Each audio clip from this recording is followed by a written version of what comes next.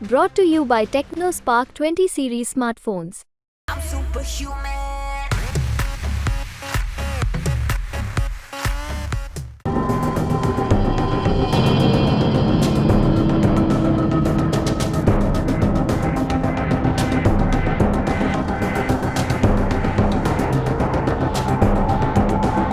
भारत और रूस दो पक्के दोस्त हैं। भारत ने कई मौके पर रूस का साथ दिया और रूस ने भी भारत की हर परिस्थिति में साथ देकर अमेरिका जैसे देशों को समझा दिया कि दोस्त के लिए भारत कुछ भी करने के लिए तैयार है।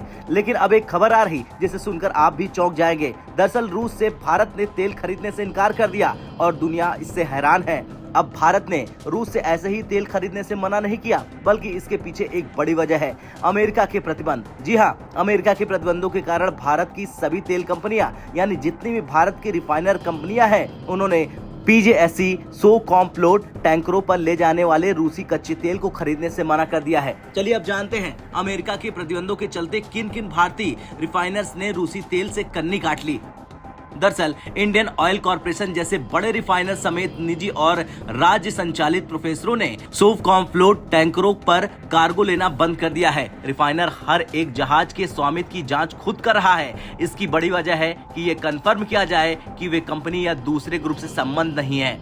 वैसे आपको ये बता दें कि ये फैसला भारतीय रिफाइनर्स ने लिया है। सरकार की ओर से इस पर कोई बयान नहीं आया है, जिसके बाद ये तय होगा कि क्या भारत रूस से तेल लेना पूरी तरह से बंद करेगा या फिर नहीं। लेकिन दूसरी तरफ सवाल ये भी है कि ऐसे ही भारतीय रिफाइनर अमेरिका के दबाव के आगे तो नहीं झुक सकते, तो इसके पीछे की असली वजह है क्या। दरअसल इकोनॉमिक टाइम्स की खबर के मुताबिक इस हफ्ते के शुरू होते ही एक रिपोर्ट सामने आई, जिसमें भारत की सबसे बड़ी निजी refiner company Reliance industries limited के इसी तरह के कदम के बाद व्यापक विरोध हुआ। बताया यह भी गया कि टैंकर की कड़ी जांच से रूसी तेल ले जाने वाले अन्य तेल जहाज भी फंस गए। 2 जहाज बिना किसी संकेत के दक्षिण एशियाई तट पर कई हफ्तों तक इंतजार कर रहे हैं कि वे कब तेल उतारेंगे। तो अब आपको समझ में आ गया होगा कि आखिर वजह क्या है भारतीय रिफाइनर के रूसी तेल को मना करने की।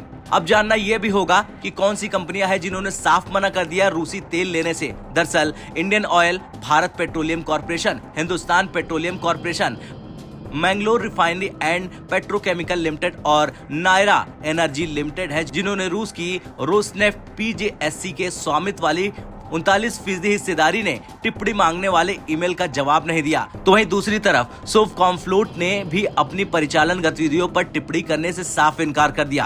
तो ये पूरा खेल था जिसने भारत रूस के तेल व्यापार में बाधा डाली। अब अमेरिका का क्या रोल रहा, ये भी जान लीजिए। दरअसल फरवरी के महीने में अमेरिकी ट्रेजरी की विदेशी संपत्ति नियंत्रण कार्यालय की ओर से बताया गया कि उन्होंने सोकॉम्फ्लोट को नामित करते हुए कुल 14 कच्चे तेल टैंकरों की पहचान की। और फिर क्या था, ये रूसी तेल की कीमत पर ग्रुप ऑफ 7 कैप के उल्लंघन कर रहे थे। और देखते ही देखते अक्टूबर से गैर सोकॉम्फ्लोट जहाजों और रूसी अनुकूलन कंपनियों पर पहले से ही लगाए गए व्यापक उपायों के शीर्ष पर आया है। शिपर सोकॉम्फ्लोट ने भी माना कि जुर्माने से उसके परिचालन पर दबाव पड़ रहा।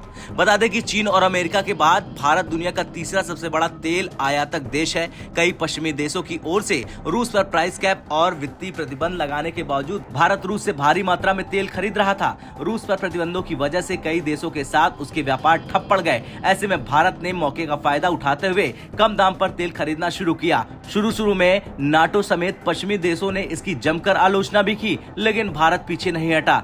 लेकिन अब जो खबर सामने आ रही, उसके बाद देखना ये होगा कि PM मोदी क्या फैसला लेते हैं रूस के तेल को लेकर। और आपका क्या कुछ कहना है, भारत को रूसी तेल से कन्नी काट लेनी चाहिए या फिर खरीदते रहना चाहिए? कमेंट कर जरूर बताएं। ब्यूरो रिपोर्ट, भारत तक।